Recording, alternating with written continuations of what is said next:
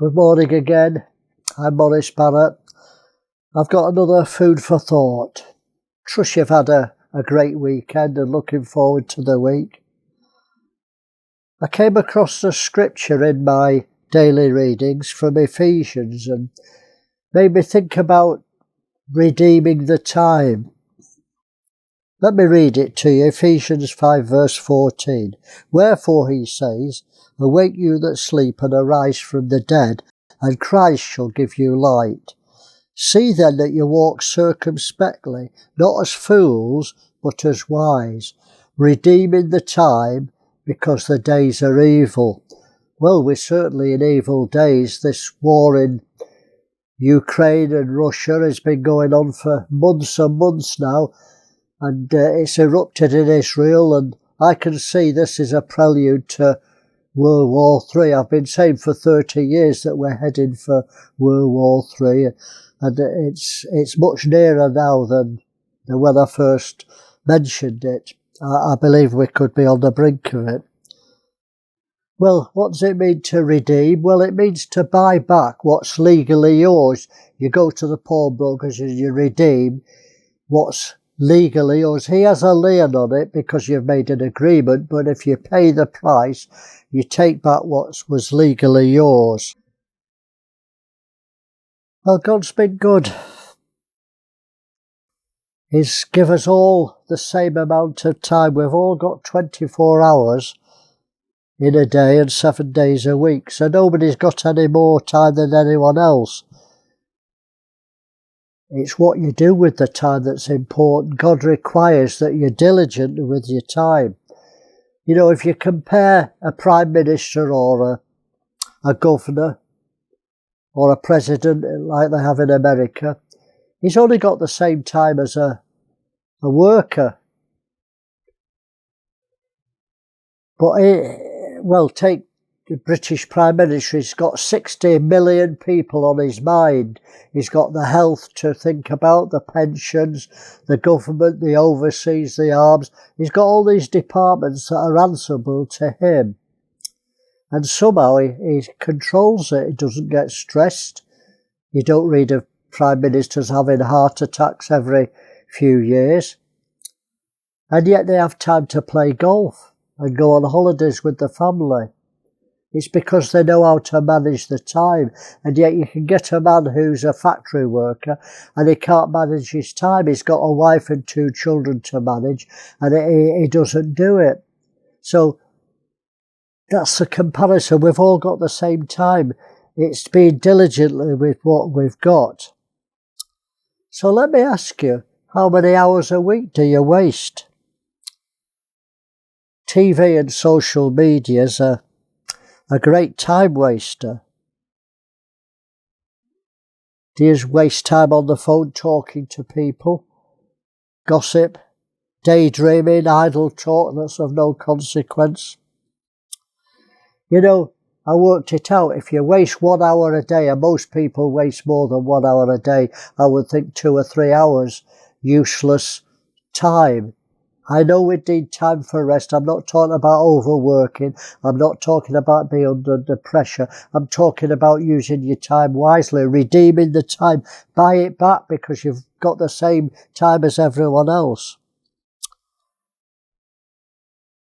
So if you waste an hour a day in the lifetime of 70 years, you'll have lost 3 years of your life. You'd have wasted 3 years of your life. It's like sitting down and idly passing the time, scrolling on Facebook for 3 years, talking to somebody that's of no consequence for 3 whole years. That puts it into perspective, and that's serious because most people spend more than an hour a day wasting it.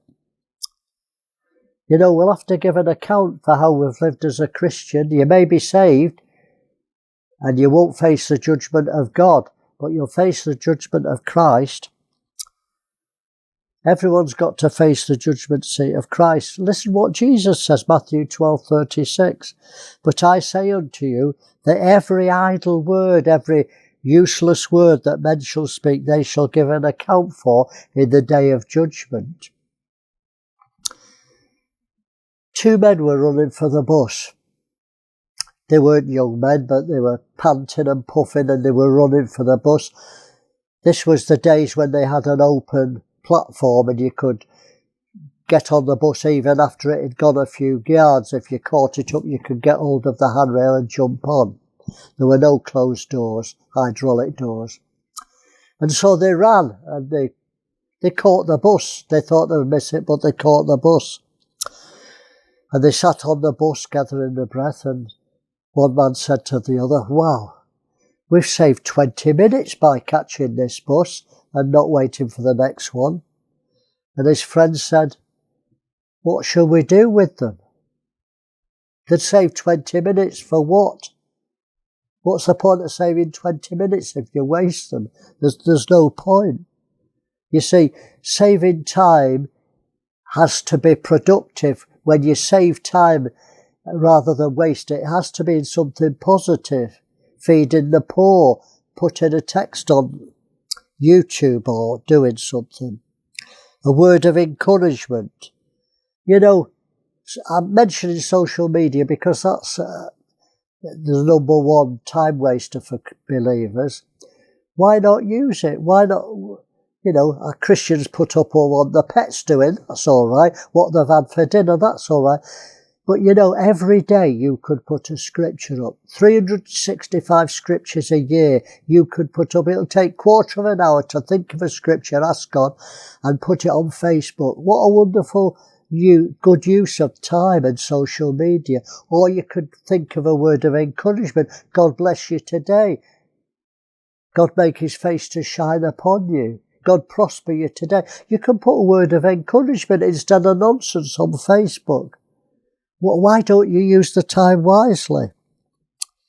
Well, there's many parables in the Bible about stewardship, and I'm thinking about the talents. The man who had 5 talents, he got another 5, so he got 100% profit.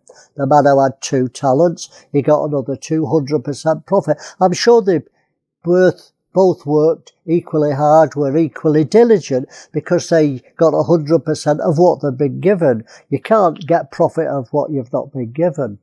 The indictment was against the man who had 1 talent, and he buried it, he wasted it. And you know what Jesus says? "You wicked and slothful, lazy, unproductive steward."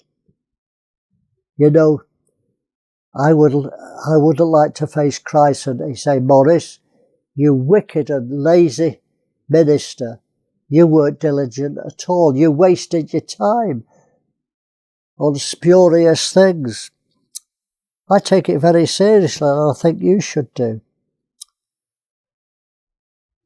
Well, Paul says we'll all stand before the judgment seat of Christ to account for deeds done in the body. That's how we've lived as a Christian. Well, the time's gone, but let me read another scripture that says about redeeming the time. It's what Paul said to the believers in Colossians 4:5. "Walk in wisdom towards them that are without, redeeming the time."